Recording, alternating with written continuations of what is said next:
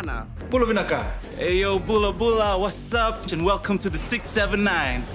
Whakalofalahi atu, good morning and welcome to Fresh, hosted by everybody. Let's go! We're coming to you from Silver City. My name's Randall Khmer and I run the Fiji food truck. I'm Cookie, a musician and entrepreneur here in the beautiful islands of Fiji. We're just in studio working on a few tracks. It's Worldwide Fresh this season. Fresh from the people, for the people. And here's what's on today's show. Whose child is this? Sometimes the world looks at the Pacific and thinks we're just small islands. Because when you look on the map, we're just teeny tiny dots. But don't be deceived by the rocks that we got. Hey, what kind of outfit is that? Kermit. It is T'Challa's responsibility to make sure the people of the Mangere Mountains are safe and that the Tarobranium doesn't fall into the hands of the evil North Shoreans. Oh wow.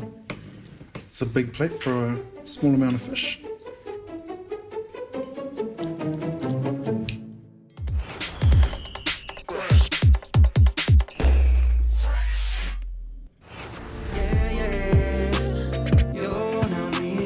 Morning through, you missed out Christchurch. Fresh. Missed the shot. Oh. I told you to call me, I'ma solve it. Nemblo mi in Vallé. Sampla em savilo mi osem manlo sing sing. I'm a music artist, a storyteller, and when he's dead. I was born in Port Moresby, PNG. And then I moved to Christchurch around 8 months old. I recorded my first song when I was 13 in high school, just like rapping to the mic on the laptop. I became a barber. That was the first job, like serious job that I went into. This guy broke. And someone had listened to one of my songs who was an audio engineer at the time. And then that song led to another song. No need for validation, don't need congratulation. One song did really well on radio. Because it's like a personal song, that's the song Love Me. I talk about my relationship with my dad's relationship with his dad, identity, and I was like, this is not a commercial song. Love me, I know I don't got no love. These streaming platforms and these playlists, everyone is being told what to listen to. The music becoming a soundbite, and it's so reduced, and experiences are so, and everyone wants everything like fast, you know.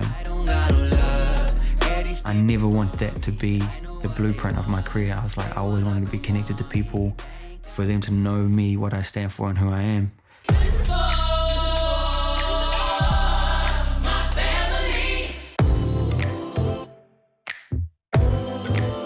I went back for the first time ever in over 20 years because I wasn't sure how things were with my family there, because my parents were divorced. I'd heard stories of what family was like back in PNG. So I was like, man, okay, just to be safe, I'll do a week. I was supposed to be dead. I'm telling all the demons trying to kill me to be dead. So we went back, and as soon as I jumped off the plane, there was like all my family there, and grandma was there, and we were all just crying. It was so intense. I could feel that they felt like someone who had died came back to life. This the for my family. Mama told me thought she seen a ghost. Told the guy like it can't be. Boo boo Mary blow me. Where my family lives is the poorest of the poor. Grandma's had so much suffering with kids going to prison, kids deserting her. Like my mum just gapped it, and she lost her house, and then her husband died. So she's like widowed, and she's raising 9 kids, and then there's like no water. There's no electricity there. And it's like, how do you make ends meet and then look after all these kids? And for the record, I am not hurt. TripAdvisor was like my experience of redemption. There's been this big chasm of time and separation. I wrote the song, and then I was like, I'm gonna go back and film to this song. Bubu Mary is grandma. Bubu Mary blow me, oh, what I've been through, they don't see low. She loved the song, and she loved that she was explicitly mentioned. Men and women don't hold hands, even like family members. Very conservative in that sense. But grandma was like, nah, I'm holding his hand. And I saw people like, around, they would like look at us like, hey, what is he? But she was obviously just so stoked that she was like, I'm gonna break the taboos. And then it became really big in PNG. So like a lot of people were hearing her get sung about. In other people's eyes, she's this poor nobody who's got like criminal children. So it's like, why are you important? And it's like, nah, you're like my grandma. I wouldn't be here without you. So, you know, you're everything. Nights like this, I be feeling you, girl, 'cause you look so good. Winnie, how old are you? One. Baba, you're so clever. I know. Children are amazing, like fascinating. It's the rate that they learn and develop at. The balance is difficult. There isn't. Yeah, how do you? It's hard. Just try and fit everything in when she sleeps, which is never. So. So here we are. Sometimes you beat yourself up because you're like, I just tried to write a song for an hour and it didn't work, but I could have been with her for that hour. But then you also like want to be able to show her that, you know, Dad gave it everything, and her seeing that whatever her pursuits are later, hopefully she can apply that same to give it 100%. So, what's the real value of the shoes you paying for? I just, yeah, real intentional about being a good parent. I hope that she sees that. That clothes will bring you happiness, so baby they won't, 'cause happiness is something that you find on it.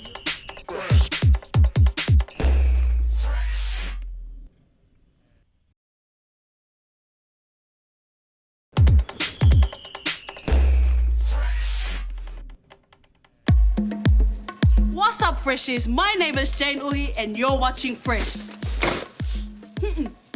Yo, welcome to Fiji and you're watching Fresh. Hi, my name is Valle. Hi, my name is Samson Rambo. And you're watching Fresh TV.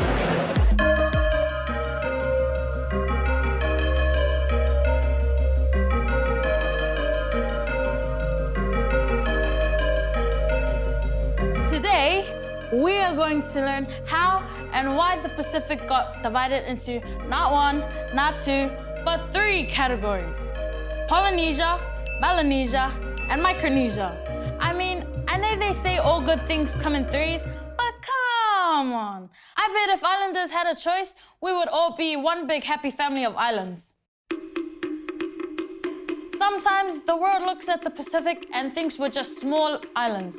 Because when you look on the map, we're just teeny tiny dots. But don't be deceived by the rocks that we got. Although some of our islands may be small in land area, we are huge in ocean area. Fresh fact, Tokelau only has a population of 1,411 people. That's 1/30th of the population of Disneyland, when only counting the employees. Did you know that the Pacific Ocean is the largest and deepest ocean in the world? So large that all the world's continents can fit into the Pacific Basin. Not so small now, are we? Okay, so because our ocean is so big, we were split into these 3 groups. Polynesia, poly meaning many, was named after its many islands. Islands including those in Tonga, Niue, Samoa, and more. This area forms the Polynesian Triangle. Melanesia, this region was named after their people's melanated skin. Vanuatu, Fiji, Papua New Guinea, and more make up this area. Fresh fact, Melanesia's islands have the most languages of any area on Earth. Micronesia, named after its micro-sized islands, this area is the smallest of the Pacific regions in landmass. These islands include Kiribati, Guam, Nauru, and more. So by now, you must be asking yourself, who in Matia's name decided it was a good idea to split us all up? If you guessed colonizers, choo! You're correct. Because we were considered too big and too complex, 2 French guys named Jules and Charles decided they could divide and conquer, and came up with the names Polynesia, Melanesia, and Micronesia. These became the regions that were carved up separately and taken over by the different super kapow countries. The division of our ocean is still felt today. It's even created something called polycentrism, which is a term to describe how many people just focus on the Polynesian part of the Pacific. Sometimes when people speak of the Pacific, most of the time they're only talking about Polynesia. Even the Disney Princess Moana was labeled as only Polynesian. But the stories of Pacific migration reach right across all our Asian areas. Our region may be separated by these lines that were drawn up and given names by colonizers, but at the end of the day, we all share the same blue Pacific, which makes up a quarter of the Earth's surface, and the same love of food, family, culture, and a love of Jason Momoa.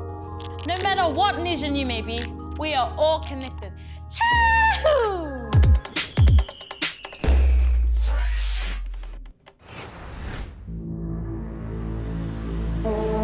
Deep in the hearts of South Okilangi lived the legendary T'Challis, aka Black Panther. T'Challis is who the people call the king of Wakanda. Because everyone always asks, Hey, what kind of outfit is that? Kemat. It is T'Challis' responsibility to make sure the people of the Mangere Mountains are safe and that the Tarobranium doesn't fall into the hands of the evil North Shoreans.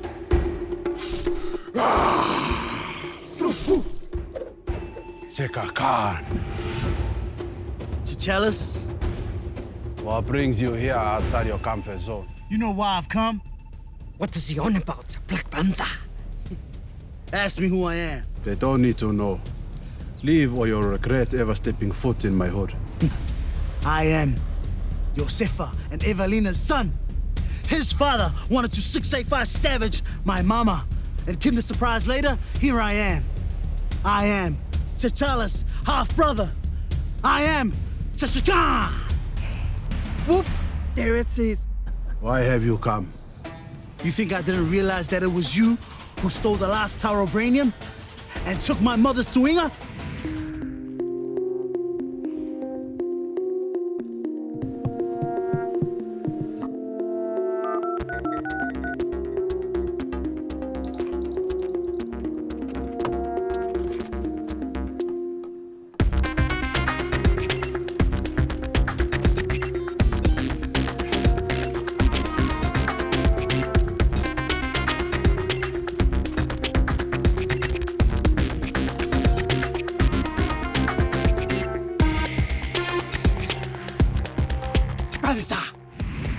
Next time, don't leave your skid marks behind. Damn it. I thought I wiped it. Now I've come to challenge you and reclaim my mother's Tuinga and take back the last Tarobranium and take it back to the Naughty North. You'll never defeat the Black Panther. I have no time for this. What's wrong? Huh? Are you scared? Huh? Is the king of South Okilangi sacking it? Are you T'Challis or me? I accept your challenge. Well, well, well. Looks like we have a challenge on our hands. Taka Khan, are you ready? Ready! Black Panther, are you ready? I am ready. Let the challenge begin!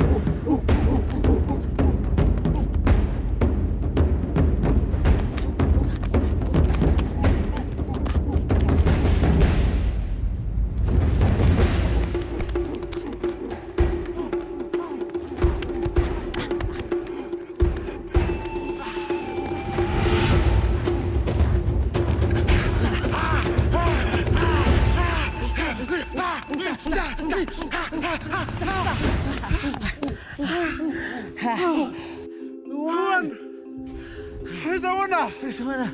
The winner is none of you. That's right. According to the new legislation, none of you live here in Samoa. None of you have the right to own and wear that Tuinga. Hey you, can you grab that Tuinga and send it back home where it belongs? Back where you belong! There you go, ladies and gentlemen. Don't be a fiapoko like these two and take what's not yours. Chi-hoo.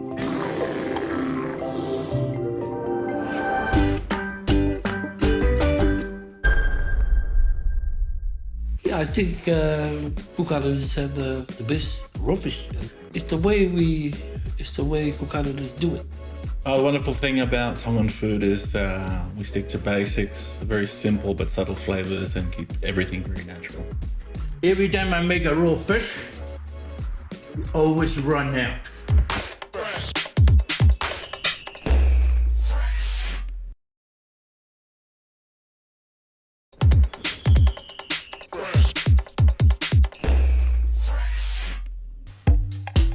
Kia ora, my name is Tikipa Aria, and I'm Fresh from Mangere Town Centre, and you're tuning into Fresh. Yeah, it's Fresh. A big shout out to Fresh TV.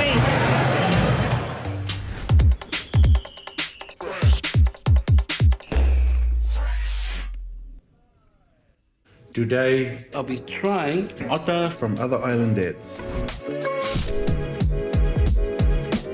my name is Manuel Derek Cookie Jackson, raised up in Niue. Talofa, my name is Ramsey. I live in Auckland. Kia ora, my name is No'o Pare, Cook Islander. Hello, Lei. I'm Linley Latu from Tonga. Yeah, I think Cook Islanders have the best raw fish. It's the way Cook Islanders do it. The wonderful thing about Tongan food is we stick to basics, very simple but subtle flavors, and keep everything very natural. Every time I make a raw fish, we always run out. I think my okra will do well. Should be a winner. Do you smell what the papas are cooking? Yeah, so in my okra is limes and lemon, and also a sprinkle of chili, tomato, and spring onion. Oh. Yeah, interesting. It's very hard to tell what type of fish we got here.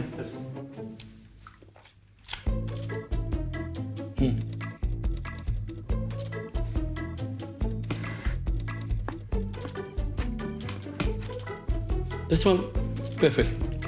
And even though I think the pieces of fish is the right size. Yeah, you can taste the freshness of the fish.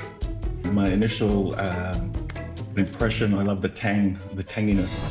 I will give it 7. I rate this dish 9 out of 10.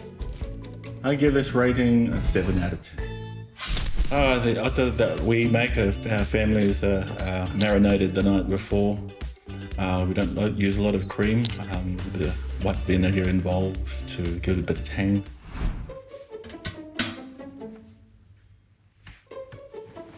Oh wow. It's a big plate for a small amount of fish.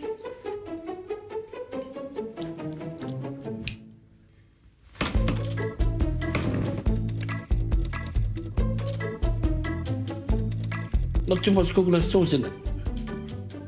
Yes, just the vegetables and the fish. It's okay. Just the fish, for my liking, just a little bit too marinated. There's not enough coconut cream in the fish. Oh, I think I'd rate that probably a 6 out of 10. I would say probably about 8. I would say 5. Yeah, my preparation, lettuce, onion, the lime marinated with that lemon, plus the tomatoes and onions. Interesting. The fish was badly diced or cut.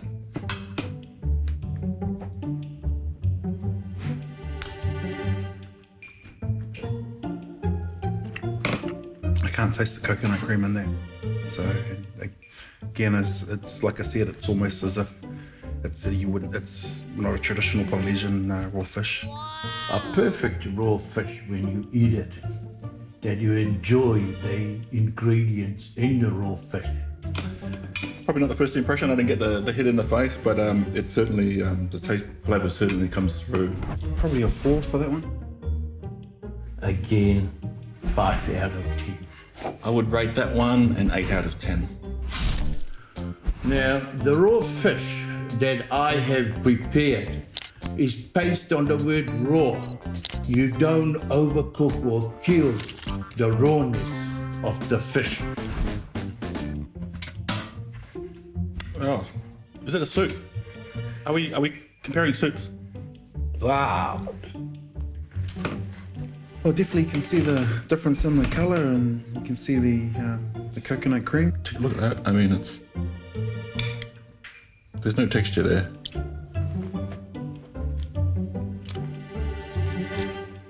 Oh, man. This is it. The onions in there, the tomatoes in there, the coconut sauce in there. Beautiful. Okay. Cool. Got a bit of chili in there, so not bad. I'd rate that probably a 6 out of 10. Probably 8. I would rate that one about a 6 out of 10. Thank you to the other dads. Thank you. Looking forward to going to Blue Rose.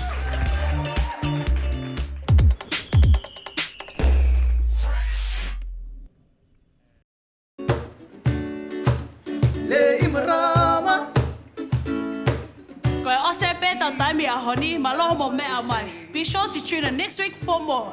That's all the time we have. Make sure you come on next week for more.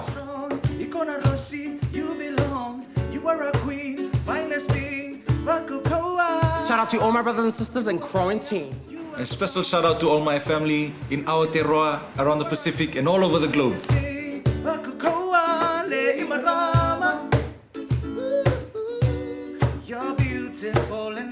Keep it fresh. Keep it freshy. Mode. Stay safe, keep fresh.